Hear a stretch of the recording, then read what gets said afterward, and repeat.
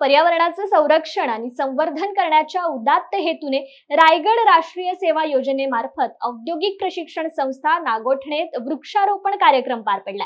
यावेळी पर्यावरणाचे रक्षण संवर्धन करण्याचा निर्धार करून वृक्ष लागवड केलेल्या प्रत्येक झाडाचे संगोपन करण्याचा संकल्प करण्यात आलाय।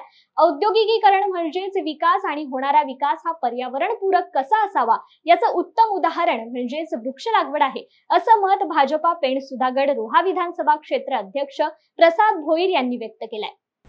खरं तर एक डेलिकेट बॅलन्स या माध्यमातून राखणं हे आपल्या सगळ्यांचं दायित्व आहे।